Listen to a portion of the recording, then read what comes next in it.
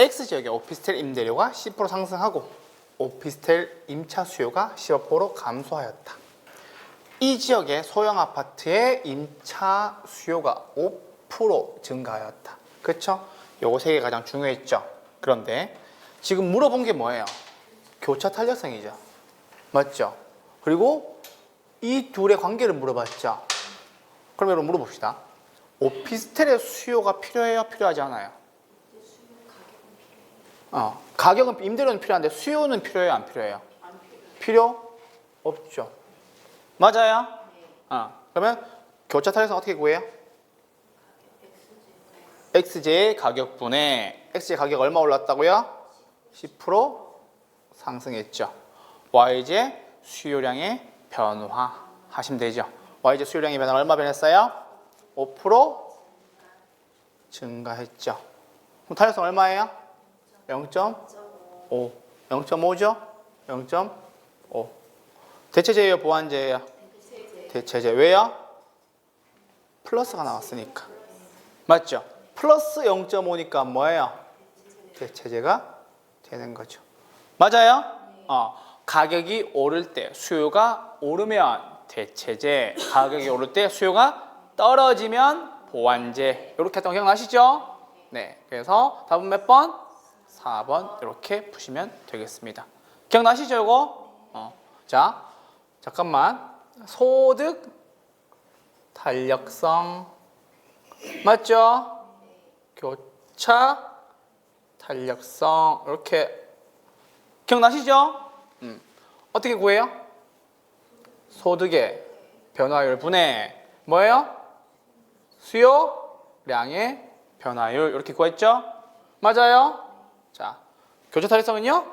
X제 가격 분의 또 뭐예요? Y제 수요량 이렇게 했죠? 자, 요 설명을 듣고 가세요. 이렇게 잘라보세요. 잘라보세요. 얘가 이쪽으로 오죠. 얘가 이쪽으로 오죠. 가격 탄력성도 마찬가지예요. 그러면 탄력성이란 말이 무슨 말이냐면요. 양이 얼마 변하니, 양이 얼마 변하니 이 뜻이에요. 그래서 우리는 보통 독립변수와 종속변수라고 얘기를 하는데요. 그 말은 뭐냐면요. 소득이 변할 때 뭐라고요? 양이 얼마나 변하니, 수요량 맞아요. X제 가격이 변할 때 뭐예요? 수요량이 얼마나 변하니 그 뜻이에요. 아시겠죠? 탄력성이 뭐라고요? 양이 얼마나 변하냐를 알고 싶은 거예요. 그러면 여기서 독립변수는 소득이에요. 그러니까 소득을 바꿨더니 소득이 변화했더니 어떻게 양이 얼마나 변하니? 그러면은 독립은 소득이고 그 소득에 따라오는 게 뭐예요? 종속 변수가 되는 거죠. 그게 뭐예요? 탄력성이 되는 거예요. 그 탄력성이 뭐예요? 수요량이 되는 거라고요. 아시겠죠? 됐어요? 그래서 탄력성은요 양의 변화라고 설명해 주면 됩니다. 아시겠죠? 그래서 14번의 답은 4번이었습니다. 잠깐만 여러분 요거 지금 앞에 글자 잘라서 밑으로 보내는 거 이거 혹시 어디서 쓰는지 기억나요? 네. 어디서 써요? 그렇지! 총소득 승수, 순소득 승수, 세전 현금 흐름 승수, 세후 현금 흐름 승수에서 승수를 떼고 앞에 거를 분모로 보냈던 거 기억나죠? 왜요? 투수니까. 그렇죠. 그러니까 총소득, 순소득, 세전소득, 세후소득. 그렇지. 이게 승수법에서도 똑같이 쓰입니다. 아시겠죠? 봐봐 지금 경계를 넘나들고 있는데 답이 나오잖아. 공부가 된다는 소리예요. 아시겠죠? 요거 따라오셔야 돼요. 아시겠죠? 15번입니다. 시장에 관한 설명은 틀린 것을 골라라 라고 나왔어요. 답은 몇 번이에요? 왜요? 왜요? 할당 효율적 시장이라며. 왜곡될 가능성이 있어요? 없어요? 아예 없어요. 아시겠죠? 할당 효율적 시장에서는요 동일한 재화 팔고요. 완전 경쟁 시장이고요. 그렇죠? 모든 정보가 다 공개되어 있으니까 왜곡된다 안 된다? 안 된다. 아시겠죠? 근데 우리 지금 현실에서는 할당 효율적 시장일 수 있어요? 없어요? 없죠. 맞아요? 근데 할당 효율적일 수 있는 경우가 있기는 있죠. 언제요? 정보의 비용과 정보의 가치가 같을 때. 그렇지. 됐죠? 그렇게 정리해 주시면 됩니다. 답은 3번이었습니다. 됐죠? 자, 1번. 부동산 시장에서는 특정한 지역에 국한되는 시장의 지역상 혹은 지역시장이 존재한다. 왜 존재해요? 부동산의 자연적 특성 중에 뭐 때문에? 그렇지. 2번. 정보의 비대칭성으로 인해 가격의 왜곡 현상이 나타난다. 정보의 비대칭성, 이건 뭐예요? 그렇지. 시장 실패의 요인이고요. 맞죠? 정보의 비대칭성 뭐예요? 나는 알고 너는 모른다. 그쵸? 그러니까 모르는 나는 비싸게 사고 아는 너는 싸게 사고 가격 왜곡 현상이 생기겠죠. 됐어요? 3번 됐고요. 자, 5번입니다. 거래 비용이 증가하니까요. 어떻게 돼요? 시장의 진출입에 제약이 되죠. 맞죠? 비싸니까요. 불안정 경쟁 시장의 요인이 될 수가 있죠. 왜요? 부동산 특징은요. 소수의 공급자와 소수의 수요자니까요. 맞아요? 봐봐. 불안정 경쟁 시장 돈 많은 사람만 산다고요. 맞죠? 그렇게 정리하시면 됩니다. 자, 개별성 특성이에요. 요거 개별성이 아니라 개성이라고 해도 되죠. 맞죠? 상품의 표준화를 어렵게 한다. 맞죠? 우린 요거를 상품의 비표준화라고 얘기하죠. 그러면 두 개 더 얘기해 주세요. 두 개 더 얘기해 주세요. 거래의 이봐. 거래의 비공개성. 또 뭐 있어요? 시장의 비조직화. 맞아요? 이 세 개가 무슨 말인지 설명해 볼까요? 부동산 똑같은 거 있어요? 없어요? 없어요. 그 뜻이죠? 맞죠? 나 오늘 거래했으라고 떠들면 돼요? 안 돼요? 안 되죠. 맞아요? 그래서 여러분 이렇게 부동산 가다 보면 이렇게 상가 같은 것들 조용히 몰래 잘 물건 처리해 드립니다 나오는 거예요. 시장 가격 공개되면 안 되니까. 그리고 시장의 비조직성은 뭐예요? 자, 우리 남부지부협회, 남양주지부협회 뭐 해보자 그러면 동의해요? 아니면 하든지 말든지 이래요? 하든지 말든지 이렇게 되는 거예요.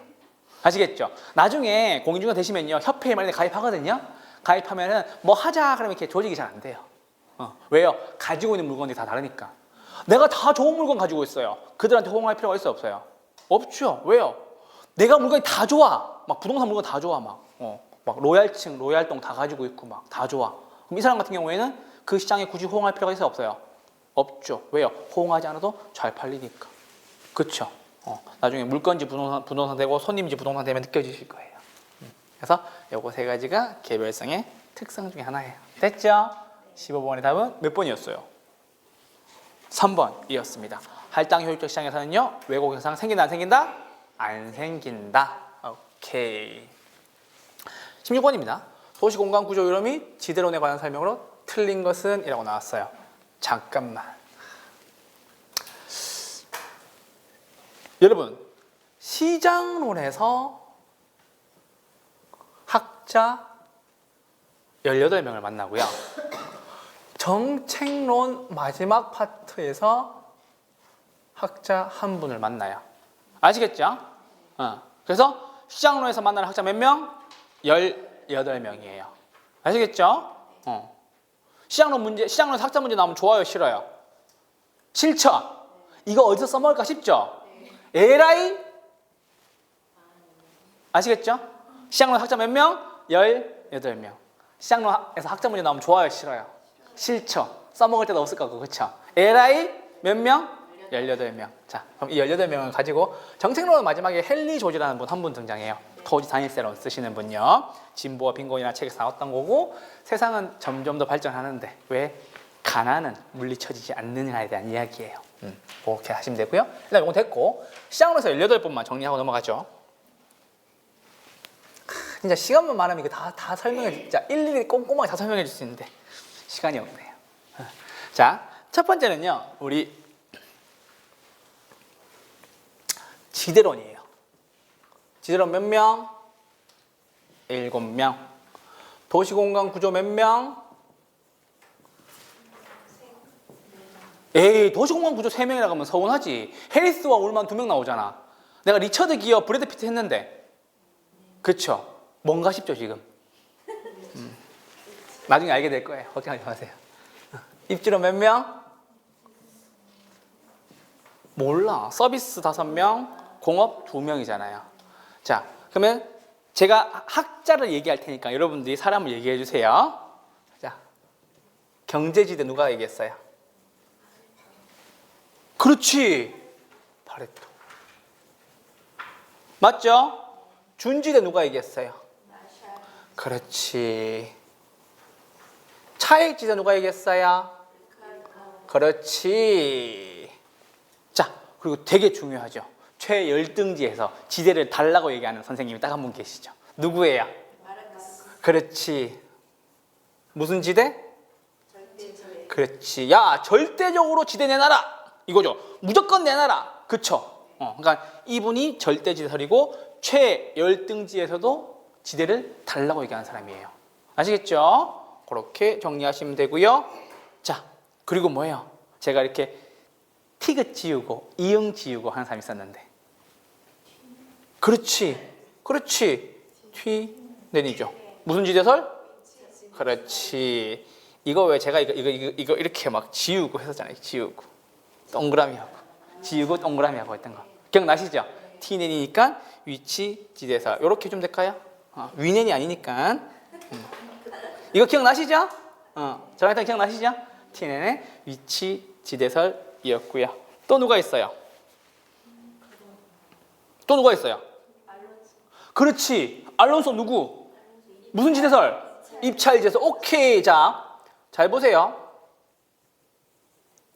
아이씨, 미안합니다. 알론소죠. 자, 이 사람 뭐하러 가는 사람이에요? 그 사람 경매하러 가는 사람이에요. 경매 가서 입찰하는 사람이란 말이에요. 아시겠죠? 원래 요 입찰이 뭐예요? 가격 써내는 거죠. 맞아요? 그러면 누구한테 낙찰돼요? 가장 비싼 가격을 쓴 사람한테 낙찰되죠. 그래서 최대 지불 능력을 연결하는 선을 입찰지대 곡선이라고 얘기를 해요.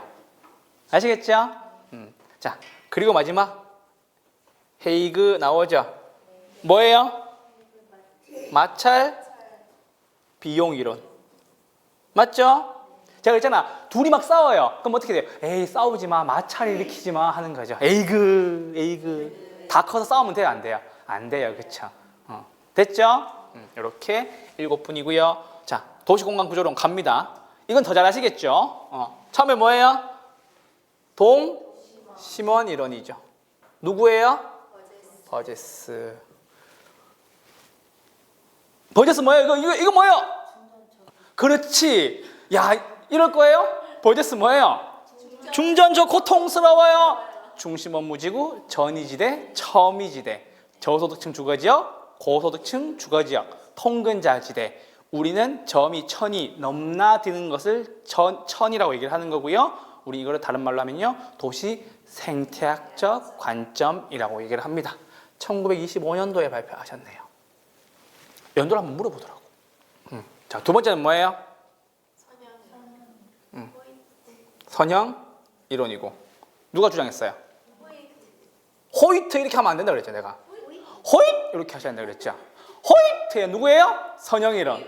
됐죠? 1939년도에 발표하셨고요. 얘는 왜 그랬냐면요, 보세요. 야, 네가 중전조고통해서 동그라미 이렇게 했는데 갑자기 얘가 이러는 거예요. 야, 교통축을 고려하지 않았잖아. 이렇게 얘기하면서 이 중전조고통에다가 교통축을 적용하여 교통이 좋은 곳에 누가 들어와요? 고소득층이 입지한다는 걸 주장하신 분이에요. 아시겠죠? 자, 그러고 나니 갑자기 두 분이 등장하십니다. 무슨 이론? 다 핵심 이론. 누가 주장했어요? 해리스와 이거 한 명이에요, 두 명이에요? 두 명이죠. 그래서 말씀드렸잖아요. 교수님 리처드 기어 한 명이잖아요. 브래드 피트 한 명이잖아요. 그게 아니고요. 여기는 두 명이라고요. 해리스와 울만. 아시겠죠? 네, 깜짝 놀랐어요. 교수님 리처드 기어 한 명 아닌가요? 브래드 피트 한 명이 맞죠? 여기서 몇 명? 두 명. 그래서 학자 두 명이라고요. 아시겠죠? 그럼 여기서 가장 중요한 개념은 뭐예요? 도심이란 개념이 등장하고 무슨 개념이 등장했어요? 부도심이란 개념이 등장했죠. 맞아요? 그러니까 다핵심 이론이니까 핵심이 많이 생긴다는 뜻이죠. 그러니까 학자도 2명, 도심도 몇 개? 2개. 맞죠? 그럼 교수님, 동심원 이론과 선형 이론에서는요, 도심이 1개예요, 2개예요? 1개. 에이, 왜요? 1개밖에 없다고, 1개. 도심이 1개밖에 없다고요. 그래서 우리는 요거 2개를 단핵 도시 이론이라고도 얘기를 하고요. 여기 오면 다핵 도시 이론이니까 몇 개? 도심과 부도심. 이렇게 나오는 거예요. 아시겠죠? 자, 입지론은 공간이 좀 좁으니까 잠깐 넘어갈게요. 아시겠죠? 입지론 7명. 자, 입지론 7명이에요.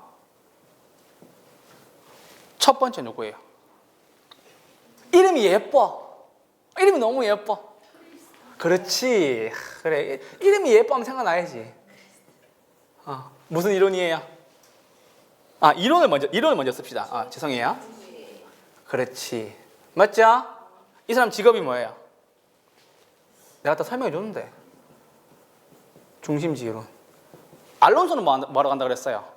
경매 보러 간다 그랬죠? 입찰. 그쵸? 이분 뭐예요? 크리스탈러죠. 맞아요?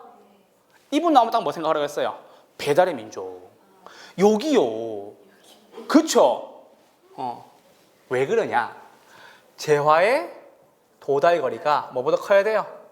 최소 요구치보다 커야 뭐요? 중심지가 형성이 된다. 그러니까 이 사람 배달의 민족 하는 거예요. 이렇게 멀리 배달해 주는 거예요. 그래야 먹고 산다. 월세 내고, 그쵸? 영업 경비 내고 이거 80만 원 들어가는데, 그쵸? 재화의 도달 거리가 어떻게 돼요? 100만 원어치는 돼야 중심지가 유지가 되겠지, 그쵸? 이름은 이쁜데 무엇을 떠올리라고요? 배달의 민족 생각하시면 된다고요. 아시겠죠? 그럼 생각해 봅시다, 여러분. 재화의 도달 거리가 당연히 최소 요구치보다 커야 중심지가 유지가 되겠죠. 맞죠? 중심지가 유지가 된다는 말은 뭐예요? 먹고 살만 하다. 먹고 살 수 있다. 라는 거겠죠. 됐어요? 그리고 두 번째, 우리 아까 이거 했죠? 나 저거 왜 학자만 쓰지? 자, 뭐요? 소매 인력 법칙. 누가 주장했어요? 가수 있죠, 가수. 레일리 가수. 그렇죠. 그분 보면 맨날 떠올라요. 그래서 이렇게 그분한테 이렇게 가는 게 소매 인력 법칙인가 생각을 해요, 맨날. 레일리라는 제가 되게 좋아하는 가수가 있었어요. 그래서 그분을 보면 저분 소매 인력 법칙 주장하셨는데 막 생각이 들어요. 그래서 레일리의 소매 인력 법칙이었죠. 맞아요? 거리의 제곱분의 인구. 기억나시죠? 아까 문제 풀었던 거? 그거예요. 세 번째는요? 뭐예요? 아니지. 에이, 왜 이래요? 분기점 모양. 누구요? 컨버스. 컨버스의 분기점 모양. 1 플러스 루트 B의 면적분의 A의 면적분의 거리 했던 거. 기억나시죠? 자, 그러면 얘도 마찬가지인 거예요. 아까 우리 버젯의 동심원 이론 할 때 갑자기 누가? 선형이론의 누구? 선형이론 누구? 선형이론 누구? 선형이론 누구? 호잇? 맞죠? 안 따라하면 나도 이렇게 안 할 거야. 안 따라하면 저도 딱딱하게 할 거예요, 진짜. 딱딱하게 할 수 있어요. 왜 못하겠어요, 그렇죠? 그러니까 얘가 가만히 보니까, 컨버스가 보니까 얘가 사람이 어느 정도까지 가는 건 이해는 했어요. 근데 야, 어느 쪽에 사는 사람이 얼마만큼 가냐 이 뜻이에요. 자, 무슨 말이고 하니 소매 인력 법칙이니까 해당 상권에 사람이 간다는 소리겠죠. 인력, 중력 당긴다는 소리니까. 그러면 그 경계를 어디로 볼 건데 이 뜻이에요. 그러니까 여기 사는 사람은 요 상권 가고 여기 사는 사람은 어디 간다? 여기 상권 간다. 그 분기점을 정해준 거예요. 아시겠죠? 그렇게 정리하시면 됩니다. 분기점 모형은 컨버스였습니다. 그래서 세 번째 뭐예요? 이제 여러분 아까 했던 거. 뭐예요? 무슨 모형? 확률 모형. 누구예요? 허프. 그렇죠? 그래서 공식이 어디랑 똑같다? 레일리의 소매 인력 법칙과 허프의 확률 모형은 같다라고 하시면 되죠. 맞아요? 그러면 봅시다. 수와 거리에는 반비례하지만, 맞죠? 면적에는 비례하죠. 맞아요? 그래서 허프의 확률 모형이 나오면 뭐예요? 대상, 점포, 수. 면적, 거리 요거 세 가지를 고려하여서 계산하시면 되세요. 아시겠죠? 나중에 문제 나오면 더 확실히 보여드릴게요. 자, 그리고 뭐예요? 다섯 번째, 학자가 아니고 컨설턴트라고 얘기했는데 백종원 선생님 나와가지고 뭐예요? 그렇지! 소매 입지론. 아무 때나 얘기하면 안 돼요. 아시겠죠? 어디 가서 나한테 배웠다고 얘기하면 안 돼. 아무 때나 얘기하면. 아시겠죠? 어디 가서 혼자 공부했다고 얘기하세요. 아시겠죠? 정확하게 얘기하면 나한테 배웠다고 얘기하고. 됐죠? 그래서 소매 입지론은요 넬슨이에요. 아시겠죠? 이분은 학자가 아니에요. 학자가 아니라 누구? 컨설턴트. 그러니까 소매 상권이 어디에 입지하여야 하는가를 해주신 거예요. 아시겠죠? 너 떡볶이집을 차리려는데 어디에 입지해야 되나 이런 것들. 아시겠죠? 학교 앞 이런 데, 그렇죠? 유동인구가 많은데 그런데 입지해라 라고 얘기했던 분이에요. 특히나 8원칙을 되게 중요하게 생각하셨습니다. 자, 이렇게 해서 이게 다섯 가지가 뭐냐면요, 상업 입지론이에요. 상가가 어디에 들어서야 되는가. 아시겠죠? 그리고 나머지 두 개가 있어요. 자, 여러분들 뭐예요? 두 번째, 레시 말고 먼저 해야 될 거 있지. 레시 밑에 있고. 누구? 허프 했잖아. 배버. 맞죠? 자, 배버니까 뭐예요? 공업입지는 아니고 배버니까 뭐예요? 그렇지, 아니지. 내가 그렇게 안 가르쳤잖아. 배버니까 비용 이론인데, 맞아요? 봐봐, 배버니까 비용 이론이라고. 이게 왜 어려워? 그렇죠? 비용 이론인데 비용 높아야 좋아요? 적어야 좋아요? 적어야 좋죠. 최소 비용 이론이죠. 맞아요? 쉬는요? 쉬니까 수요 이론인데 수요는 많아야 좋아요? 적어야 좋아요? 많아야 좋죠. 그래서 최대 수요 이론이죠. 맞아요? 그러면 요 배버 아저씨는 무엇이 중요하다고 얘기했어요? 교통비, 수송비, 운송비. 됐어요? 그러면 최대 수요, 이 아저씨는 뭐가 중요하다고 얘기했어요? 수요니까 뭐예요? 시장 확대, 그렇지, 가능성. 이렇게 정리하시면 되겠죠. 됐어요? 이게 시장론에 나오는 학자 몇 명? 18명이에요. 아시겠죠? 공부하다 힘드시면 시장론의 학자를 외우기 싫으시면 학자 몇 명? 이런? 18. 그렇지. 그렇게 외우시면 됩니다. 아시겠죠? 그렇게 정리하시고 한 판 정리해드렸습니다. 그거 머리에 담으시고요. 도시공간 구조론이랑 지대론 문제 보러 가시죠.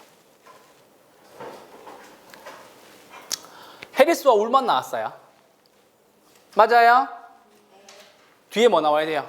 다핵심 이론이죠. 그쵸? 1번 맞아요? 틀려요? 1번 맞아요. 맞죠? 다핵입지 발생 요인. 그럼 물어봅시다. 다핵입지 발생 요인 중에 집적 지향 말고 또 뭐 있어요? 그렇지. 이종 활동 간의 비양립성. 요것도 있죠. 맞아요? 요것도 하나 체크해주고 가세요. 자, 2번입니다. 알론소 나왔죠? 얘는 뭐 하는 사람이에요? 경매하는 사람. 뒤에 뭐 나와야 돼요? 입찰, 지대 곡선. 맞죠? 그럼 누구한테 낙찰된다고? 임대료 곡선 중에 어떤 부분? 가장 높은 부분. 맞죠? 그렇게 정리하시면 되고요. 자, 3번입니다. 헤이그의 마찰 비용이론에서는 뭐가 중요하다고? 교통비와 지대를 마찰 비용으로 본다. 이렇게 정리하시면 됩니다. 자, 잠깐만. 저 보세요. 저 보세요. 교통비, 수송비, 운송비를 중요하다고 했던 분이 세 분 계세요. 누가 있어요? 그렇지. 튀넨, 헤이그, 베버. 그쵸? 튀넨, 헤이그, 베버. 뒤헤베 뒤소디 투비 바마. 사랑해선 안 될 게 너무 많아. 미안합니다. 신승훈 씨의 보이지 않는 사랑이었습니다. Invisible Love. 답은 미안합니다. 답은 아직 안 나왔네요. 노래에 너무 심취했어요. 미안해요. 헤이그의 마찰 비용은 뭐가 중요하다고요? 교통비 중요하다고요. 그래서 교통비, 수송비, 운송비 뜨면 뭐예요? 튀넨이 있는지, 헤이그가 있는지, 베버가 있는지 꼭 체크하세요. 아시겠죠? 4번입니다. 리카도 무슨 지대설? 차액 지대설. 뭐가 중요하다? 비옥도가 중요하다. 하다. 아시겠죠? 그럼 답은 몇 번이에요? 5번. 왜요? 아닌데 1, 2, 3, 4번이 다 맞으니까. 답은 5번인데 왜 답이 5번이냐고요? 1, 2, 3, 4번이 다 맞으니까. 그쵸? 안 읽어봐도 되겠죠. 마샬은 무슨 지대? 준지대. 그쵸? 포인트는 여기에요. 일시적으로 토지의 성격을 가지는 뭐예요? 기계나 기구 등의 생산 요소. 이건 맞는 말. 틀린 말은 어디? 지대에 대한 설명이 틀렸네요. 됐죠? 16번의 답은 5번이었습니다. 됐어요? 네. 17번입니다. 부동산 정책에 관한 설명과 틀린 것을 골라라 라고 나왔어요. 맞아요? 몇 번? 그렇지. 왜? 그렇지. 간접 개입의 세 가지 뭐였어요? 그렇지. 조, 금, 행 하시면 되죠. 맞아요? 자, 아까 우리는 뭘 배웠어요? 정책에 와서 시장 실패를 배웠죠. 시장 실패 요인 네 가지 뭐였어요? 네 가지 뭐 있어요? 아니, 한 개 앞에 까마. 왜, 불, 공, 정이죠. 맞아요? 그러니까 외부 효과, 불안전, 경쟁 시장, 공공재, 정부의 비대칭성 때문에 시장 실패가 발생했어요. 그럼 시장 실패하면 정부가 가만히 보고 있어야 돼요? 개입해야 돼요? 개입해야 되겠죠. 너네 실패했어? 좋아. 그러면 정부가 개입하기 시작해요. 근데 이 정부 개입하는 수단도 세 가지가 있어요. 어떻게 개입하는지 봅시다. 첫 번째는요, 이용 규제. 두 번째 뭐? 직접 개입. 세 번째 뭐? 간접 개입이에요. 오케이? 자, 오케이. 자, 그럼 이제 공부가 좀 됐으니까 토지 이용 규제하는 거 세 가지 얘기해 보세요. 그렇지. 용도, 지역, 지구재. 자, 좀 더 깊이 물어봅시다. 용도, 지역, 지구재 왜 해요? 그렇지. 부의 외부 효과를 제거하기 위해서. 너 방구 끼지 마 이 뜻이에요. 됐어요? 두 번째는요? 그렇지. 개발권, 양도제. 이거를 공중권 이용 권리라고 얘기를 하는데 영어로 뭐라 그래요? TDR이라고 얘기하죠. 왜 영어라고 얘기하는 거예요? 우리나라에서 시행되고 있지 않으니까. 맞죠? 그리고 세 번째 뭐예요? 토지, 거래, 허가제 이렇게 하는 게 뭐예요? 토지 이용 규제의 방안 중에 세 가지 대표적인 거예요. 아시겠죠? 자, 그럼 직접 규제는 건너뛰고요. 간접 규제 뭘 써요? 조세, 금융, 행정, 지원 이렇게 있죠. 맞아요? 조세, 금융, 지원, 행정 지원이 있는데 금융 지원에 뭐가 있어요? LTV랑 DTI가 있죠. 오케이, DSR도 있고요. 좁아서 못 쓰겠어요. 행정 지원에는 한 가지 뭐가 있어요? 부동산 가격 공시제도. 맞죠? 그러니까 요 간접 개입하는 이유가 뭐냐면요. 야, 부동산 가격 이러이러하다라고 보여주는 거예요. 직접 개입, 간접 개입. 간접 개입. 아시겠죠? 그렇게 정리하시면 됩니다. 그래서 시장 실패했을 경우 정부가 개입하는데 정부 개입 수단에 세 가지 이용 규제, 직접 규제, 간접 규제가 있다. 우리는 직접 규제 너무 많아요. 수용, 선매, 공영개발, 공공주택 너무 많기 때문에 우리 만약에 정부 개입이 나오면요, 뭐예요? 이용 규제랑 간접을 빼면 직접인 거고 이용 규제랑 간접 개입은 정리를 해 두셔야 된다고요. 아시겠죠? 네, 그렇게 생각하시면 됩니다. 자, 답은 1번이었고요. 2번입니다. 정부가 시장에 개입합니다. 왜 개입해요? 시장 실패 보완하고요. 안정화시키기 위해서. 맞아요? 개발제한구역은 도시의 무질서한 팽창 억제하는 거고요.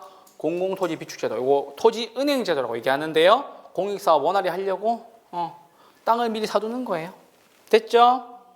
그래서 정부가 시장에 개입하면 어떻게 돼요? 후생 손실이 발생할 수 있다. 어쨌든 개입하면 무조건 후생 손실이 생기는 거예요. 아시겠죠? 생산자 잉여도 감소하고 소비자 잉여도 감소하고. 아시겠죠? 답은 1번이었습니다.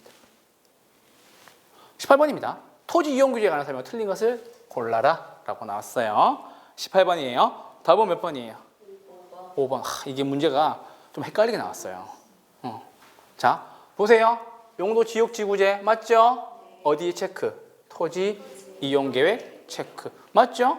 정부의 개입 수단 중에서 토지 이용 계획이었습니다. 맞아요? 그럼 얘 왜 하는데요? 부의 외부 효과 제거하기 위해서. 됐죠? 그럼 이번에 나오잖아. 봐봐. 딱 나오잖아, 이렇게. 1번과 2번 지문 왜 똑같은 지문이 느껴지시는 거죠? 그러니까 1번에서 파생된 내용을 2번에서 써먹은 거야. 공부 이렇게 하는 거예요. 정리 이렇게 하는 거고.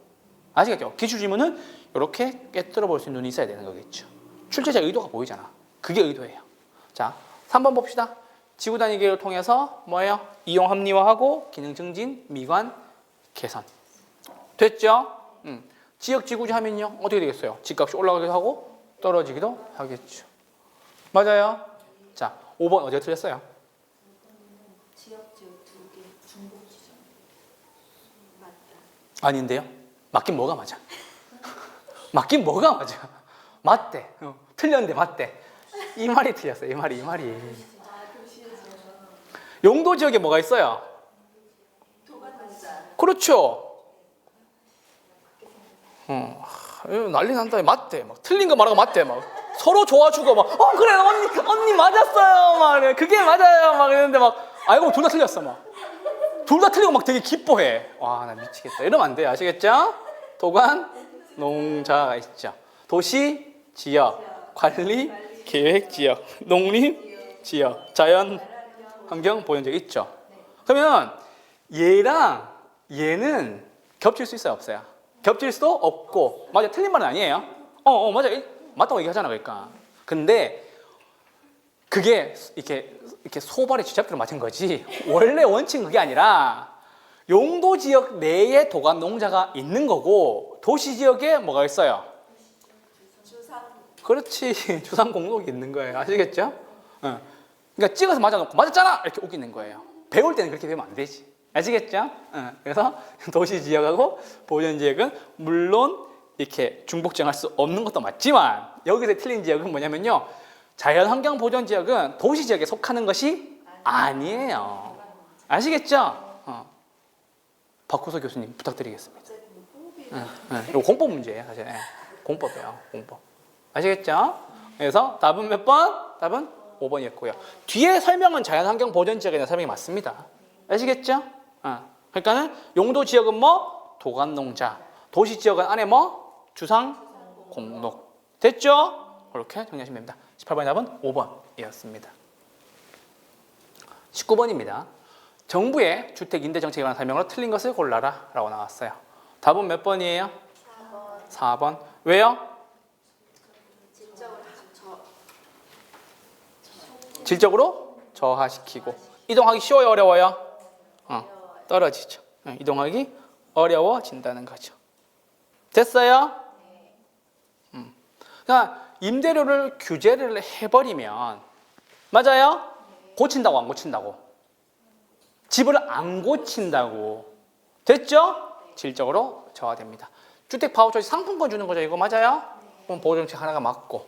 맞아요? 돈 줬어요. 누구한테? 저소득층한테. 여건 계산할 수 있죠. 맞아요? 원래 주거 50만 원 들었는데 20만 원 보조 받으면 나머지 20만 원 뭐 해요? 소고기 사 먹겠지. 됐죠? 3번이에요. 임대료를 규제했어요. 돈 못 받게 한다는 소리죠. 그러면은 사람들이 돈이 안 되니까 어떻게 돼요? 공급이 감소. 그렇지. 위축이 감소잖아. 맞아요? 자, 그리고 5번. 5번 여기서 한번 읽어주세요. 장기 전세 주택이란 국가나 지방자치단체의 재정이나 주택도시기금의 자금을 지원받아 무슨 방식으로? 전세 계약 방식으로 공급하는 공공임대주택이다. 맞죠? 여러분 공공임대주택 8가지 혹시 기억나요? 영구임대, 국민임대, 행복주택, 통합 공공임대주택, 그리고 뭐? 장기 전세주택. 맞죠? 그리고 분양 전환 공공임대주택, 기준주택 매입 기존주택 전세. 맞아요? 우리 영국행 통장 분기기 했던 거 기억나시죠? 기억나셔야 되는데 영국행 통장 분기기 다음에 나올 거예요. 그때 한번 함께 하시죠. 5번 질문 한번 읽어봐 두세요. 아시겠죠? 네. 19번의 답은 몇 번이었어요? 4번이었습니다. 됐죠? 네. 외부 효과에 관한 설명과 틀린 것은 그러니까 만약에 시장 실패라는 문제가 나오면요 단독 문제로 나올 수 있는 가능성이 가장 높은 게 뭐예요? 외부 효과예요. 그래서 왜 불공정 이렇게 하는 거예요. 아시겠죠? 자, 답은 몇 번이에요? 2번. 답은 2번이죠. 정외부 효과가 좋은 거예요? 싫은 거예요? 좋은 거죠. 근데 no, not in my backyard 이렇게 얘기하는 거예요? 아니죠. 뭐예요? Please in my front yard라고 얘기해야 되겠죠. 이게 뭐예요? 핀피 현상이라고 얘기하는 거겠죠. 됐죠? 그러니까 혹시나 외부 효과에서 영어 표현이 나오면 이거 앞에 것만 보면 돼요. N이 뭔데요? No, 나 싫어요 이 뜻이거든요. 근데 좋은 거 준다는데 싫어요? 아니잖아. 그럼 뭐가 와야 돼요? Please 와야 되겠죠. Please. 제발 좀 와주세요. 우리 앞마당에 스타필드 와주세요. 롯데백화점 와주세요. Please. 그쵸? Please 제발 와달라. Please. 그쵸? 맞죠? 근데 갑자기 막 쓰레기 방패장 오고 막 오늘 그 원자 그거 방출하죠. 맞죠? 후쿠시마. Please예요? No예요? No. 맞죠? 무슨 외부 효과? 부의 외부 효과. 맞죠? 됐어요. 완벽하다 설명이 시장성과 현장성을 겸비한 강의입니다. 그렇죠? Please예요? No예요? No. 맞죠? 그게 뭐예요? 부의 외부 효과는 not in my backyard. 그렇죠? 스타필드, 롯데백화점, 현대백화점, 갤러리아. 뭐예요? Please 와주세요. 정의 외부 효과. 답은 2번이었습니다. 됐죠? 1번입니다. 외부 효과와 관련하여 경제활동과 관련해서 거래 당사자가 아닌 제3자에게 의도하지 않은 혜택을 주면 무슨 외부 효과? 정의 외부 효과. 손해를 주면 무슨 외부 효과? 부의 외부 효과. 보상한다고 안 한다고? 안 한다고. 그렇죠? 그래서 아까 말씀드렸잖아. 제가 꽃을 심으면 여러분한테 100원씩 안 걷는다고. 100원씩 걷으면 외부 효과가 아니라고. 제가 방구를 끼고 여러분한테 피해를 막 입혀도 있잖아요. 여러분한테 보상금 준다 안 준다고? 안 준다고. 아시겠죠? 우리 물론 직접 당사자이긴 하지만 어쨌든 1번은 외부 효과에 대한 정확한 정의였습니다. 아시겠죠? 3번입니다. 쇼핑몰 들어와요. 좋아요, 싫어요? 좋아요. 그래서 말씀했잖아 아까. 스타필드, 롯데백화점, 현대, 그렇죠? 신세계, 갤러리, 그렇죠? 아파트 가격 올라가요. 맞아요? 네. 정의 외부 효과. 맞죠? 네. 4번 부의 외부 효과를 발생시킨 시설의 경우 맞죠? 외부 효과를 어떻게 해야 돼요? 제거 또는 감소하기 위해서 사회적 비용이 들어요, 안 들어요? 들죠. 맞죠? 지금 이렇게 막 방출하는 거 맞죠? 이렇게 삼중수소 이런 거 그렇죠? 그런 거 해야지. 답은 2번이었고요. 5번입니다. 요로 용도가 혼재되어 있어 인접지역 간의 토지 이용에 서로 충돌해서 좋아요, 싫어요? 안 좋은 경우가 생긴대요. 무슨 외부 효과? 부의 외부 효과. 이게 인접성과 관련된 이야기예요. 아까 우리 했던 거 부증성, 부동성, 개별성, 영속성의 인접성과 관련된 이야기였어요. 아시겠죠? 20번의 답은 몇 번이었어요? 2번이었습니다. 21번입니다. 기대 수익률과 위험에 관한 설명으로 옳은 것을 골라라 라고 나왔죠. 맞아요? 자, 그럼 물어봅시다. 수익률과 위험이라는 말이 딱 뜨면 처음에 떠올려야 될 게 뭐예요? 얘는 비례예요, 반비례예요? 그렇죠. 비례 관계죠? 맞아요? 자, 그러면 비례 관계라고 하는데 요거 2번 잠깐만 볼게요. 2번 잠깐만. A와 B의 수익률이 어때요? 같다고 얘기를 했죠. 맞아요? 그러면 표준 편차가 더 크다면 A 투자안이 선호돼요? B 투자안이 선호돼요? 맞아요? 답은 몇 번이에요? 2번이에요. 아시겠죠? 자, 그럼 봅시다. B 투자안의 편차가 더 크다면 이라고 나왔죠. 맞아요? 수익률은 같죠? 맞아요? 편차가 큰 게 좋아요? 작은 게 좋아요? 그렇죠. 편차가 작은 게 좋아요. 자, 잠깐만. 또 이렇게 눈을 또 이렇게 꿈뻑꿈뻑 하신다. 큰일 났다. 자, 일단 기본적으로 보죠. 수익률이 같다라는 말이 나와요. 그러면은 편차가 커야 좋아요, 작아야 좋아요? 편차는 작아야 좋아요.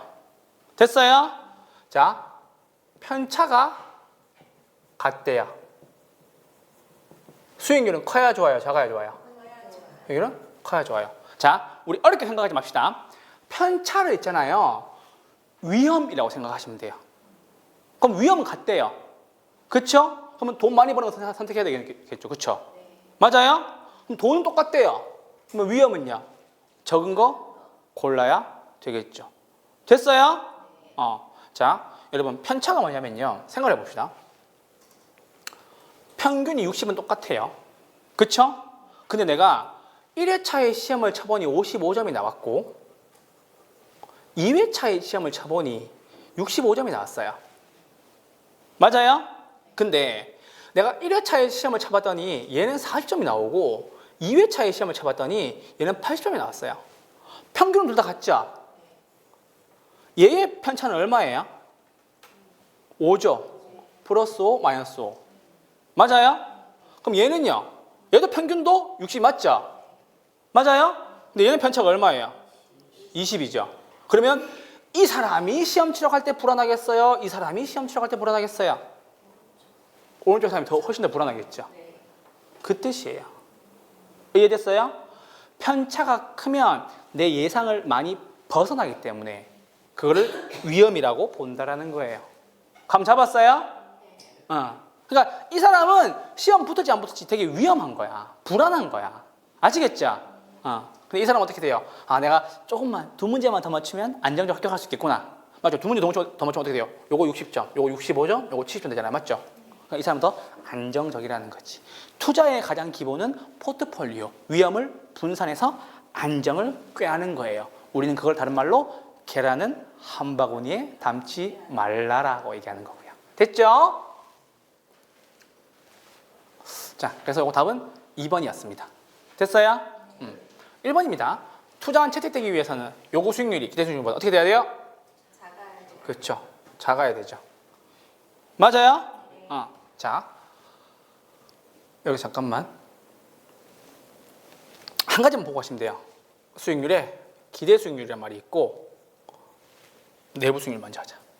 기대 수익률이란 말이 있고 내부 수익률이란 말이 있고 저당 수익률이란 말이 있어요.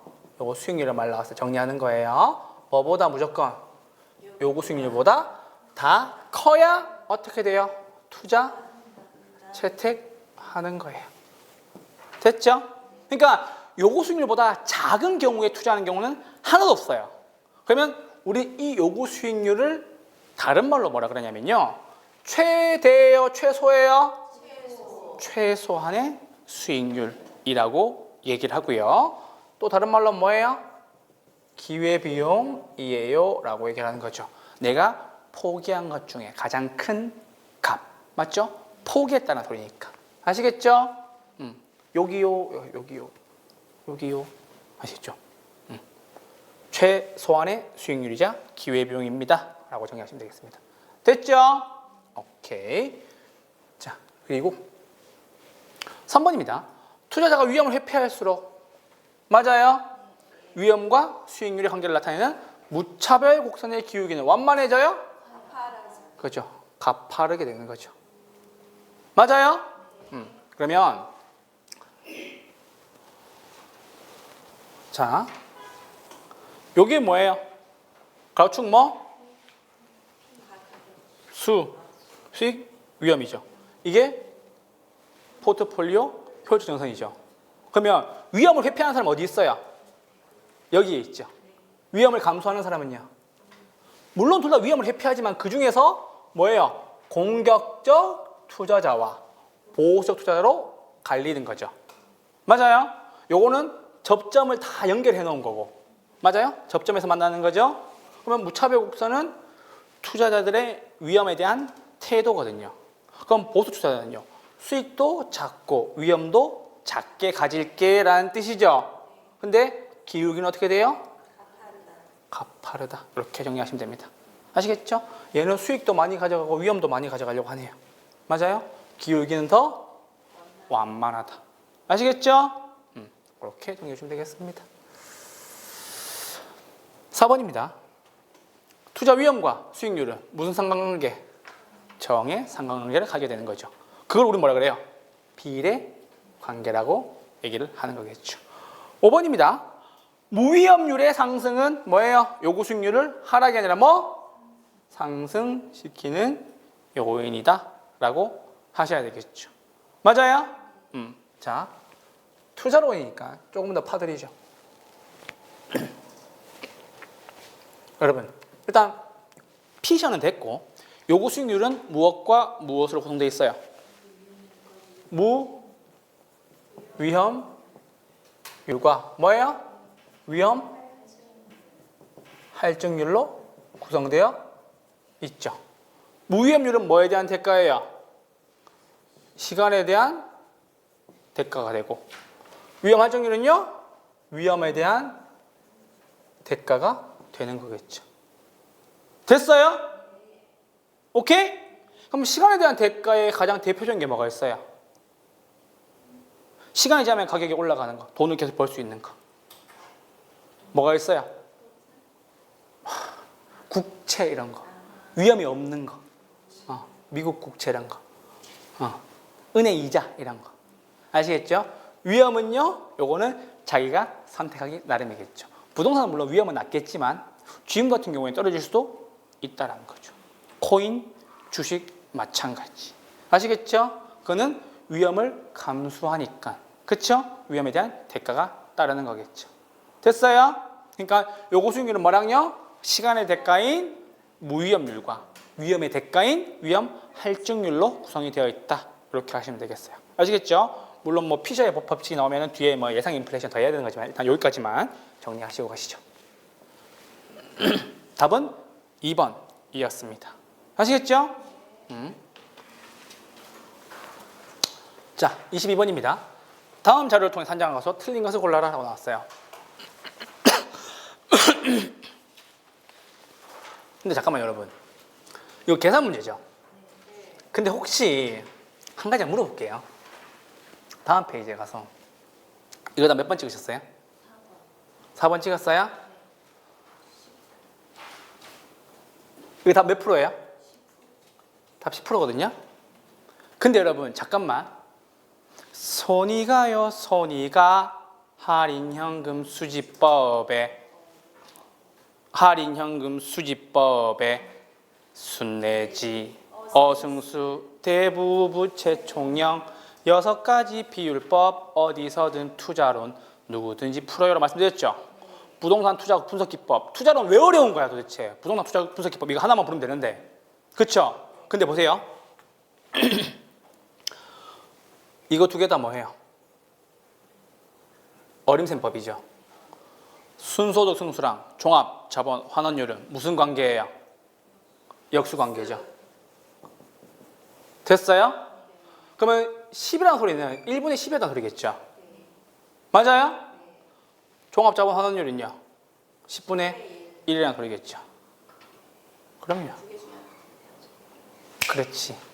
그걸 깨뜨려 볼 수 있는 눈이 있어야 되는 거죠. 그러니까 제가 그 노래를 계속 부르는 이유는 얘네가 보이잖아요. 갑자기 얘네가 보이잖아요. 어승수에 대한 답이 있다는 소리예요. 출제위원은 그거 역수관계 모르는 사람한테 굉장히 이 문제가 가혹하게 다뤄진 거예요. 그러면 저 같은 사람은 이거 두 개를 먼저 풀어보겠죠.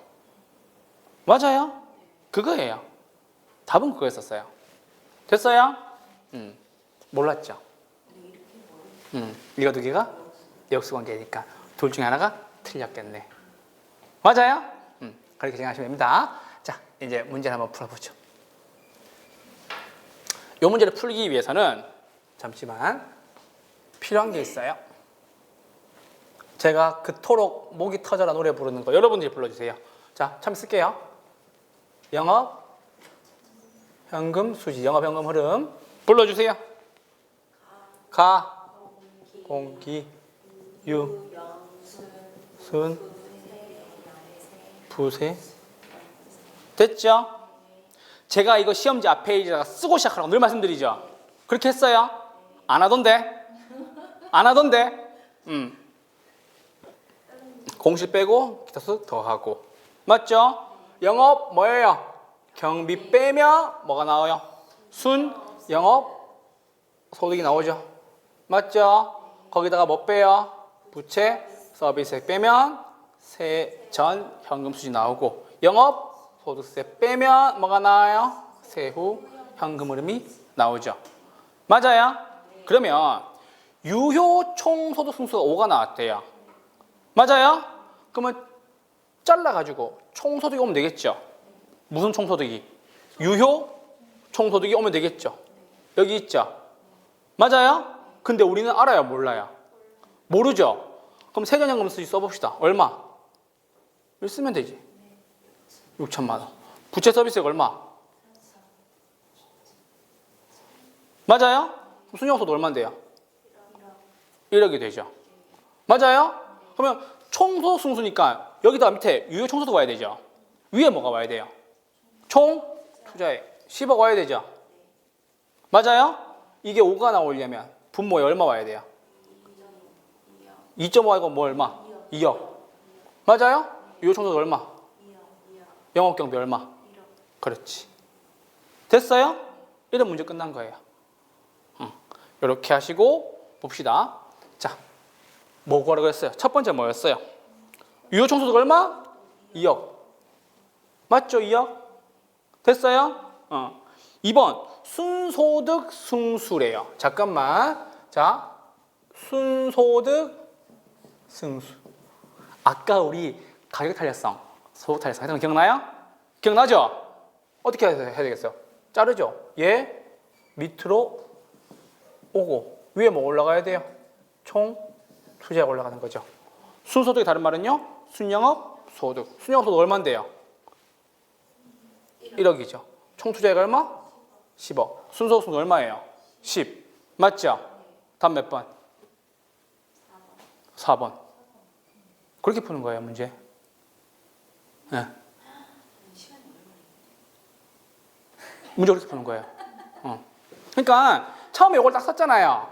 그러면 1번도 구할 필요 없어. 뭐 구하면 돼요? 바로 2번 구하시면 돼요. 아시겠죠? 그렇게 풀어주셨으면 좋겠습니다. 됐죠? 10이고요. 세 번째는 뭐예요? 세전 현금 수지 승수. 세전 나와 있죠? 그러면 세전 승수는 뭐예요? 세전분의 뭐예요? 지분 투자이익이죠. 세전 얼마인데요? 6천만 원. 여기 있잖아. 맞죠? 지분 투자액 얼마? 6억. 10. 됐어요? 자, 그리고 4번 뭐예요? 종합자본 환원율 10%. 이건 됐죠? 왜요? 어림셈법에서 승수법과 승유법은 역수관계인데 총소득 승수의 영수는 뭐예요? 총 난리 난다 봐라. 총자산 회전율. 얘는 어림셈법이에요? 비율분석법이에요? 얘 비율분석법이 있는 애예요. 역수를 설명하기 위해서 가져온 거지. 됐어요? 자, 순소득 승수예요. 뭐예요? 역수 뭐예요? 종합 자본 환원율, 환원이율 뭐 다 나오죠? 오케이. 됐어요? 세전 현금 흐름의 역수는 뭐예요? 지분 배당률. 세후 승수의 역수는요? 세후 수익률. 이렇게 보시면 됩니다. 그래서 제가 아까 푸는 방법 말씀드렸죠? 요거 두 개가 역수관계인 게 딱 보이는 순간 뭐만 순영업 소득만 뽑아와서 문제를 풀면 더 빠르다. 이게 출제위원회 의도였던 거예요. 아시겠죠? 그러니까 이 문제를 푸는데 정말 얼마 안 걸리는데 여러분들이 만약에 이 방법을 안 쓰고 처음부터 하나하나 풀어왔으면 시간이 더 걸렸을 수도 있겠죠. 아시겠죠? 네, 그렇게 정리해 주시면 되겠습니다. 자, 그리고 자 이쪽으로 넘어옵시다. 자, 잠깐만. 여기에 제가 늘 하는 짓이 있죠. 뭐예요? 뭐예요? 부채 아이고 색깔 마음에 안 든다. 여기를 나누죠. 부채 감당률 얼마? 2.5. 왜요? 4천만 원 분의 1억이니까. 또 이렇게 토끼 눈으로 바라보면 어떡해요? 부채 감당률은요? 뭐 분의? 부채 서비스 분의 잠깐만.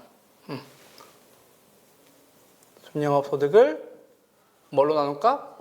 부채 서비스액으로 나눌까? 우리 이건 DCR이라고 얘기를 하고요. 제가 학개론에서 가장 중요한 거 첫 번째와 두 번째를 뽑으라 그러면 첫 번째는 영업 현금 흐름, 두 번째는 뭐? 부채 감당률 구하는 공식. 아시겠죠? 왜 그러냐면요. 요게 상가 대출 가능 금액 구할 때도 부채 감당률을 쓰고, 아시겠죠? 환원 이율 구할 때도 부채 감당률을 써서 그런 거예요. 아시겠죠? 일단 그렇게 넘어가시고요. 또 뭐 써요? 갑자기 또 쓸 게 또 있어요? 왜 자꾸 써요? 쓰지 말고 다 줬잖아 내가. 제발 좀 쓰지 마요. 아시겠죠? 됐죠? 답은 몇 번이에요? 답은 4번. 몰랐죠 이거? 역수관계인 거. 그냥 역수 먼저. 그럴 수도 있죠. 근데 이거 이렇게 계산하는 게 은근 시간 걸려서 제일 나중에 풀어야 돼. 근데 다음에 그렇게 안 주겠죠 이제. 그거 됐죠? 됐습니다. 자, 2, 3번입니다. 부동산 투자 분석 기법에 관한 설명 틀린 것을 골라라. 맞죠? 네. 답은 몇 번이에요? 1번. 됐어요? 고려해야 안 해요? 고려한다. 그쵸? 자, 저 보세요. 고려할 수 있을 때 고려하세요. 아시겠죠? 무엇을 고려하는데요? 순, 네, 지. 또 있는데. 평가, 회수, 기간법. 그리고 수년가법의 친구 뭐예요? 연, 평균, 수년가법. 아시겠죠? 됐어요?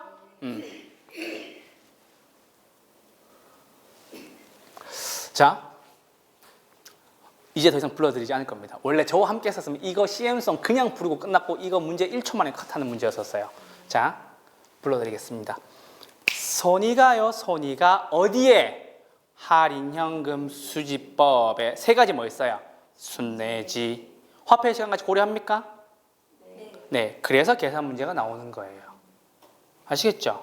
두 번째 뭐? 어승수. 아까 어림세법의 승수법과 수익률법 했죠? 그리고 마지막 뭐예요? 대부부채총령. 몇 가지? 6가지 비율법. 그쵸? 자, 지금 한 판에 정리해 드릴게요.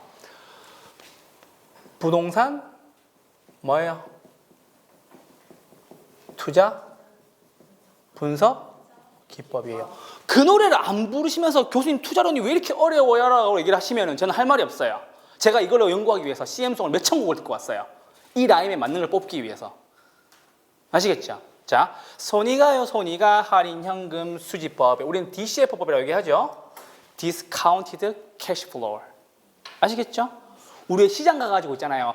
DC 좀 해주세요. 그게 이 뜻이에요. 할인해주세요 이 뜻이에요. 현금 할인 좀 해주세요 이 뜻이에요. 사장님 우리 DC 좀 해줘요 그 뜻이잖아요. 그 뜻이에요. 플로우가 흐름이고. 아시겠죠? 우린 요거를 할인 현금 흐름 할인 현금 수지를 해드릴게요. 수지를 그렇게 좋아하시니까 분당 사세요.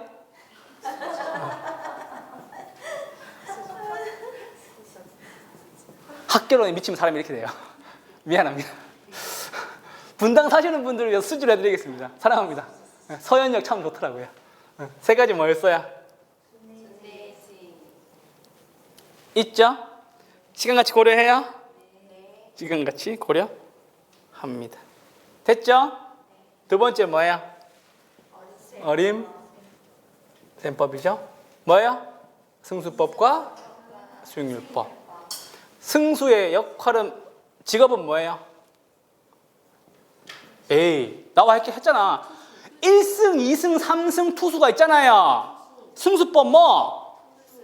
그렇죠.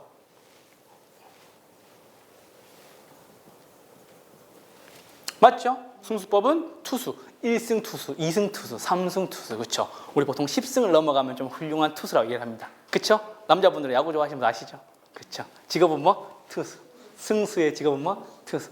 그러면 뭐냐면요, 투자액을 수익으로 나누었다, 이 뜻이에요. 두 개가 무슨 관계? 역수 관계니까요. 수익률은요, 수익률분의 투자액이 되겠네요. 됐어요? 그렇게 정리하시고, 첫 번째 뭐? 총 소득 승수. 역수는 뭐예요? 총 자산 회전율. 맞아요? 두 번째는요, 순 소득 승수. 역수는 뭐예요? 자본. 난리 난다. 방금 했는데. 그쵸? 총 자본 환원율. 세전 흐름 승수의 역수는 뭐예요? 지분 배당률. 세후 현금 수지의 역수는 뭐예요? 세후 수익률. 이렇게 하시면 됩니다. 안 써도 돼요. 드린 자료 다 있어요. 드린 자료 다 있어요, 선생님. 네. 그래서 그렇게 하시면 되고요. 마지막 뭐예요? 비율 분석법. 맞죠? 첫 번째 뭐예요? 대부 비율. 두 번째 뭐? 부채 비율. 부가 하나 더 등장하죠. 뭐예요? 부채 감당률. 맞죠? 네 번째 뭐? 채무 불이행률. 맞아요? 마지막 뭐? 네 번째 뭐? 다섯 번째 뭐? 죄송해요. 총자산 회전율. 얘가 원래 여기 있는 애라고요. 역수를 설명하기 위해서 잠깐 빌려 쓴 거예요. 수익률법이 어디서부터? 비율 분석법한테서. 아시겠죠? 대부 부채 총. 마지막 뭐예요? 난리 난다 이제. 영업 경비 비율. 이렇게 하는 거예요. 자, 여러분들한테 왜 이걸 자꾸 말씀드리냐면요, 학개론에서 많은 분들이 가장 어렵다고 생각하는 부분이 이 부분이에요. 대부 부채 총령 6가지 비율법. 특히나 여기 뭐 부동산 투자 분석 기법. 부동산 투자 분석 기법이 피날레를 장식하는 거예요. 투자론에. 앞에서 위험과 수익 배우고, 포트폴리오 배우고, 기대 수익 배우고, 체계적 비체계적 위험 배우고, 투자의 위험, 사금 법인율 배우고 와서 그거 왜 배웠니? 라고 얘기하면은 이러한 기법이 있다라는 걸 보여주려고 하는 거예요. 아시겠죠? 자, 잠깐만. 한 번만 더 쪼개서 들어가죠. 순현재 가치는 어떻게 구해요? 유입에서 유출을 빼는 거예요. 내부 수익률법 어떻게 구해요? 유입과 그치. 현금 유입의 현재 가치와 현금 유출의 현재 가치를 어떻게? 같게. 그렇지. 지수법은요? 유입을 유출로 나누는 값. 유입, 유출. 맞죠? 유입, 유출. 그쵸? 이해됐죠? 분자의 뭐 이, 분모의 뭐 출.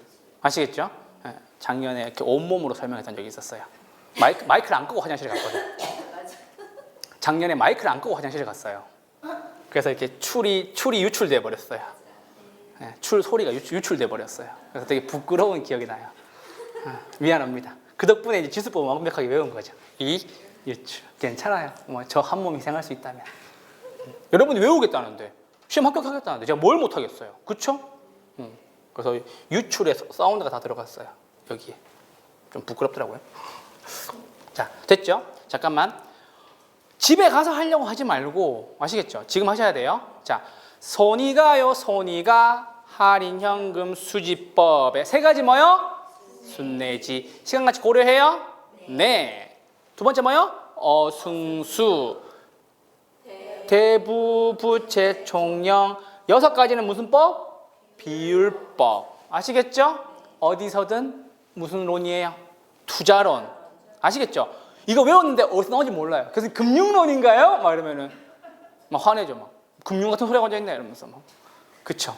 금융론은 돈 빌리는 거예요. 돈 빌리러 가는 게 금융론의 학개론의 금융론 정의예요. 아시겠죠? 그래서 자, 손이가요, 손이가 할인현금 수지법에 아이손, 어른손, 자꾸만 손이가 6가지 비율법 어디서든 새우깡. 아시겠죠? 막 부르니까 헷갈리죠? 집에 가서 꼭 연습하세요. 자, 한 번만 더 불러드릴게요.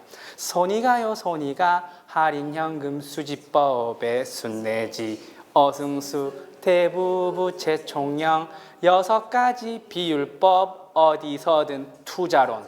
아시겠죠? 누구든지 풀어요. 원래 이렇게 하는 거예요. 아시겠죠? 제가 얼마나 많은 고민으로 문제 만들었겠어요. 그렇죠? 요거 외워주시면 부동산 투자론 틀릴 일이 있다 없다? 없다. 이렇게 쓰시고 여러분들이 계속 살을 붙여 나가시면 되는 거예요. 아시겠죠? 됐죠? 이게 투자론의 사고의 틀을 잡는 방법이에요. 됐어요? 이렇게 하시면 됩니다.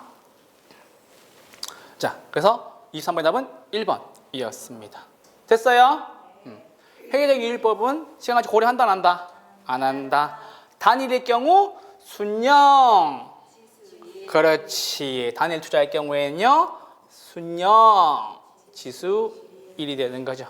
맞아요? 유입과 유출이 같으니까 0, 유입을 유출로 나누니까 1. 됐죠? 투자원의 경제성 분석에서 민감도 분석을 통해서 투입 요소의 변화가 뭐예요? 순현재 가치에 미치는 영향. 요걸 우리는 결과치라고 얘기를 하는 거죠. 됐어요? 저 보세요. 민감도 분석 딱 뜨면 뭐예요? 옆 사람을 꼬집어요. 맞죠? 이게 뭐예요? 투입 요소. 맞죠? 아따고 하는 게 결과치죠. 맞아요? 그럼 이제 제가 남자니까 뭐 다른 건 의도 없는 거예요. 자, 만약에 와이프가 이렇게 꼬집었어요. 그러면은 이런 사람을 만나야 돼요. 꼬집었는데 이 여자가 이런 사람 만나야 돼요. 하는 사람 만나야 되겠죠. 왜요? 이 사람은 덜 민감하니까 덜 위험하신 분이겠죠. 그렇죠? 민감도가 높으면 위험한 투자 아니니까 배제하시라고요. 아시겠죠? 민감도 무슨 나오면 뭐? 투입에서 꼬집. 이런 사람이 안정적인 민감도가 덜한 투자 아니라는 거예요. 아시겠죠? 이 여자가 이런 사람 만나면 돼요? 안 돼요? 안 돼요. 아시겠죠? 됐습니다. 자, 5번입니다. 투자 금액이 같아요. 순현재 가치가 모두 0보다 큰 두 개의 투자안이 있대요. 맞죠? 그러면 무엇을 선택하라고? 순내 중에 뭐 선택하라고? 순현재 가치 선택하라고. 왜요? 부의 극대화도 가능하고 가치 합산의 원칙도 가능하고. 교수님 왜요? 라고 얘기하시기 전에 한 가지 말씀드릴게요. 무조건 순현재 가치를 선택하셔야 됩니다. 왜요? 순현재 가치가 가장 좋은 할인현금 수지 분석법이에요. 아시겠죠? 그 말은 뭐냐면요, 돈 남다는 뜻이거든요. 아시겠죠? 왜요? 유입에서 유출을 빼는 거니까. 아시겠죠? 그러니까 부의 극대화도 가능하고 가치 합산의 원칙도 가능하고 투자 결정할 때도 투자 준거가 되는 게 뭐라고요? 순현재 가치법이라고요. 아시겠죠? 23번 답은 1번이었습니다. 투자론에서 시간 좀 많이 끌었어요. 뒤에 문제 빨리 보도록 할게요. 포트폴리오 나왔어요. 포트폴리오 분석한 설명으로 옳은 것을 골라라 라고 나왔어요. 이거 답 몇 번이에요? 답 몇 번이에요? 4번이죠. 맞아요? 답 4번. 맞아요? 무차별 접한죠. 아까 제가 그려드린 거 요게 포트폴리오, 요게 무차별 곡선. 무슨 지역? 접하는 지점에서. 맞아요? 자, 저 보세요. 자, 여러분 학계론에서 위험이라는 말이 딱 뜨면 여러분들 머릿속에 돌아야 될 게 딱 세 가지가 돌아야 돼요. 뭐 돌아야 되냐면 부동산 투자의 위험이 떠야 돼요. 5개 얘기해 주세요. 뭐예요? 투자의 위험 뭐? 위험이란 말 때문에 뭐? 첫 번째 뭐? 부동산 투자의 위험 5가지 뭐예요? 몰라요. 투자의 위험 5가지 뭐? 그렇지. 유. 봐봐. 들어는 봤는데 이게 처음에 사고가 안 되는 이유가 이거 봐서 그래요. 저를 봤었으면 됐겠지. 왜? 교수님이 막 이 짓을 하네? 이게 뭔 투입 요소 결과치 막. 아시겠죠? 시험장 가서 하세요. 이렇게. 인감도. 아시겠죠? 사금법인요? 뭐예요? 사업상 위험, 금융 위험, 법률적 위험, 인플레이션 위험. 맞죠? 유동성 위험. 맞죠? 기억나셔야 돼요. 두 번째, 부동산 뭐예요? 개발의 위험이에요. 개발 위험 3가지 뭐 있어요? 뭐예요? 또 몰라요.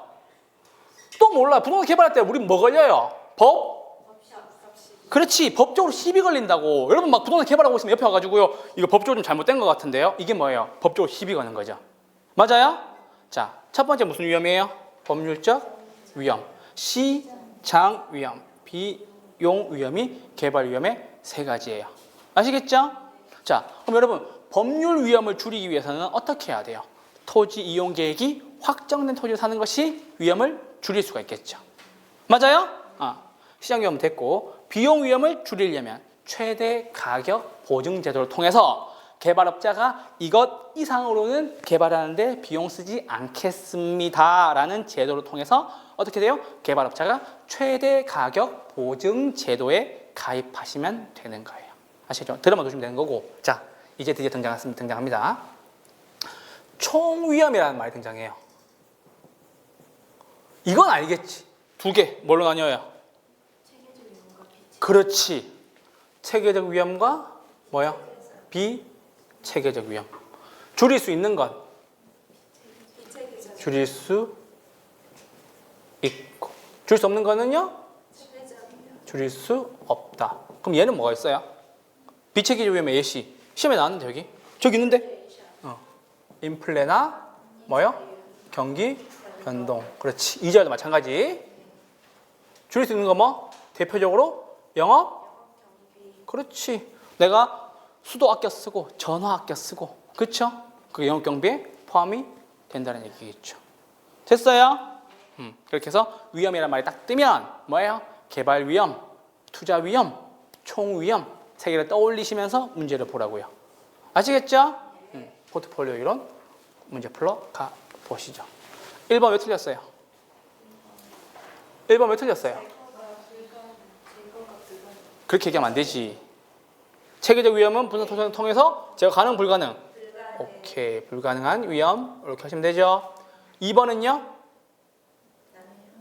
1보다 뭐예요? 2번 왜 틀렸어요?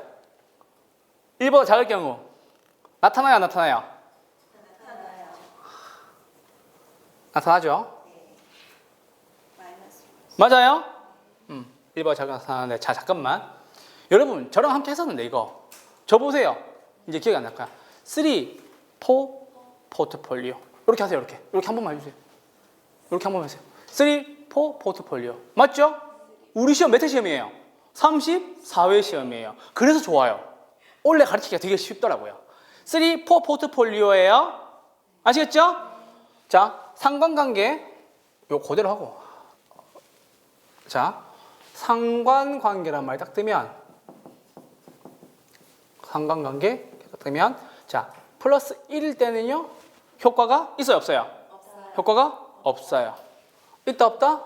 효과 없다. 플러스일 때는 효과가 있다, 없다? 있지만 커요, 작아요? 작다. 마이너스일 때는 효과가 있다, 없다? 효과가 있지만 크다. 봐봐, 있지만이라고 속잖아 봐. 있으니까 있는데 크다 하면 안 속았겠지. 마이너스 1일 때는요.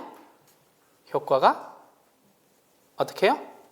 최대가 된다. 이렇게 하시면 됩니다. 자, 그래서 3, 4 포트폴리오인데 플러스 1은 효과가 없고요. 3개는 효과가 있는데 같은 방향으로 움직이는 플러스는 효과가 있지만 작고 마이너스인 반대 방향으로 움직이는 건 효과가 있고 크고 마이너스일 때는 효과가 최대가 되는 겁니다. 라고 얘기를 하는 거예요. 됐어요? 네. 3, 4 포트폴리오. 아시겠죠? 왜 눈 멀뚱멀뚱 하고 있어요? 무슨 말인지 모르겠어요? 포트폴리오 이거 왜 하는데요? 위험을 줄이려고요. 자, 그럼 봅시다. 효과가 없대요. 얘 뭐 하는 줄 알아요? 코인에 몰빵하는 거예요. 100만 원을 코인에 몰빵하는 거라고. 그렇죠? 위험 분산 효과 있어요, 없어요? 없어요. 그러면 얘는 뭐 하냐면요. 같은 방향으로 움직이는 거죠. 그러면 삼성전자랑 SK하이닉스를 같이 사는 거예요. 분산 효과는 있겠죠. 물론 삼성전자가 변동폭이 좀 작으니까. 근데 업종이 어때요? 같죠? 맞아요? 같은 방향으로 움직이는 거. 효과가 있는데 크려면 어떻게 되겠어요? 하나는 위험한 거 사고 하나는 뭐 사야 돼요? 예금이나 국채 사야 되겠죠. 완전 반대로 움직이는 거. 그렇죠? 절반은 어디에? 주식에. 절반 어디에? 예금에. 효과 크겠죠. 분산 효과가. 얘는 뭐예요? 그냥 아예 그냥 완전 자산 구성수를 쫙 늘려가지고 막 미국 국채 사고 한국 국채 사고 막 금리 사고 막 달러 사고 막 금 사고 은 사고 엔화 사고 막 다 사는 거예요. 있는 거 없는 거. 아시겠죠? 그러니까 자산 구성수를 무제한으로 늘리면 어떻게 돼요? 포트폴리오 효과가 최대로 일어나는 경우가 있다고요. 됐죠? 포트폴리오는 뭐예요? 위험을 분산시켜서 안정을 꾀하는 게 포트폴리오에 대한 효과에 대한 이야기예요. 아시겠죠? 3, 4 포트폴리오. 됐죠? 플러스 효과 없고 3개의 효과 있는데 효과가 플러스면 효과가 있지만 작고 마이너스면 효과가 있지만 있으면서 크고 마이너스 1은 효과가 없다. 아, 효과가 최대다. 미안합니다. 미안해요. 효과가 최대이다. 아시겠죠? 그렇게 하시면 되겠습니다. 됐어요? 답은 4번이었고요. 자, 그럼 여기 나오죠. 수익률이 서로 다른 방향으로 움직였대요. 근데 갑자기 왜 양의 값이래? 아니잖아. 그쵸? 음의 값을 가짐으로 위험 분산 효과가 어떻게 돼요? 커진다. 이렇게 하시면 되겠죠.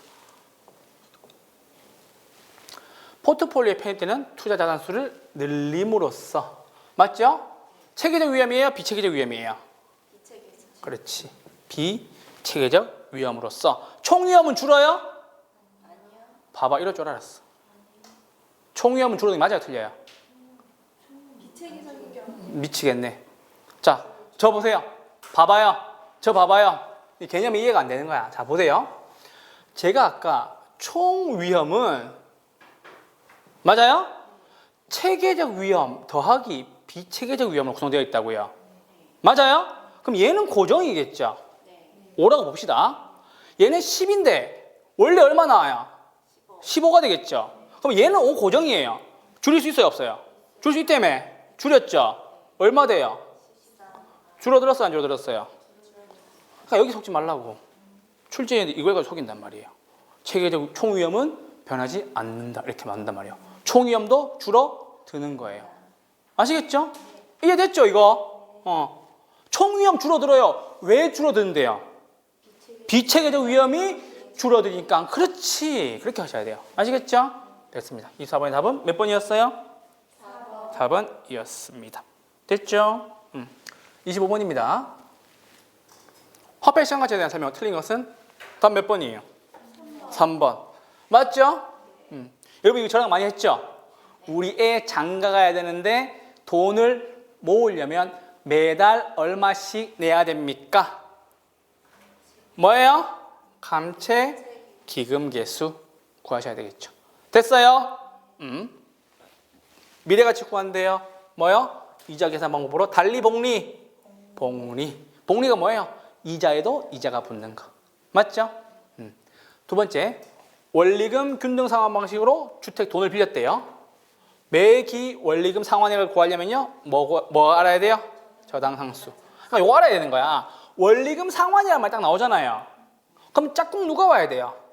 저당? 그러니까 둘이 짝꿍인 거야. 원리금 상환 방식 딱 나오면 저당 상수 딱 구하시면 돼요. 아시겠죠? 여러분 돈을 빌리러 가보세요. 그래야 성장한다니까. 돈을 빌리러 가가지고 저 매달 얼마씩 갚아야 돼요? 라고 물어보지 말고 만약에 5억을 빌렸다 칩시다. 5억을 대출받았어요. 그러고 난 뒤에 가가지고 뭘 물어보냐면요. 거기 앉아 계신 분한테 저당 상수가 얼마예요? 이렇게 물어보세요. 모를 거예요. 모를 거예요. 아시겠죠? 그럼 뭐가 알 수 있어요? 원리금 상환액을 알 수가 있어요. 아시겠죠? 은행 가가지고 돈 빌리면서 저당 상수가 얼마예요? 제가 계산해 볼게요. 이렇게 물어보세요. 모를 거예요. 모르겠는데요? 막 이렇게 얘기할 거예요. 아시겠죠? 뭐? 저당 상수. 그렇게 하시면 됩니다. 자, 맞죠? 매월 말 나왔어요. 자, 잠깐만. 저당 상수의 역수가 뭐예요? 연금의 뭐? 현가 계수죠. 맞죠? 매월 나왔으니까 연금 나와야 되고. 맞아요? 현재 가치 계산하니까 현재 가치 계수를 나와야 되겠죠. 됐어요? 그래. 나랑 함께 하는 사람 이거 안다니까. 맞죠? 매년 매월 나오면 연금에 나오는 거고, 연금의 공식 물어보면 뭐예요? R분의, 그쵸? 맞아요? 미래는 1 플러스 R에 n-1이고 현재는 1 마이너스 1 플러스 R에 마이너스 n이 되겠죠. 요 공식은 나중에 요거 화폐 시간같이 나오면 또 한번 정리해 드릴게요. 이렇게 정리하시면 됩니다. 답은 3번이었습니다. 상환 비율과 잔금 비율을 합하면 1이 된다. 맞죠? 대부 비율과 지분 비율을 더해도 1이 됩니다. 25번의 답은 3번이었습니다. 감채 기금 개수로 구하시면 됩니다. 자, 요거 하시고 5분만 쉬시죠. 재무 비율과 승수를 설명한 것으로 틀린 것을 골라라 라고 나왔어요. 이거 다 몇 번 찍으셨어요? 답 몇 번? 2번. 맞죠? 맞아요? 세전현금 미안합니다. 미안합니다. 틀렸죠? 세전현금 수지 승수가 세후현금 수지 승수보다 어떻게 돼요? 작다. 맞아요? 왜요? 세전현금 수지 승수의 공식은 뭔데요? 세전분의 지분 투자액이고 세후의 공식은요? 세후분의 지분 투자액인데 세전에서 뭘 빼야 돼요? 영업 누가 영업 경비래요? 영업 소득세를 빼야 세후가 나오는 거니까. 그쵸? 지분 투자액은 똑같아 치고 10이랑 똑같아 치고 세전이 10이죠. 그럼 뭐예요? 세전 얼마? 1이죠. 그럼 얘가 영업소득세가 5라고 치면 세후 얼마? 5가 되죠. 맞아요? 그럼 얘는 얼마 돼요? 2가 되죠. 맞아요? 세전현금 수지 승수가 커요, 작아요? 세전이 1이고 여기는 2인데 어디가 작아요? 1이 작죠. 맞아요? 그래서 세전현금 수지가 작은 거예요. 왜요?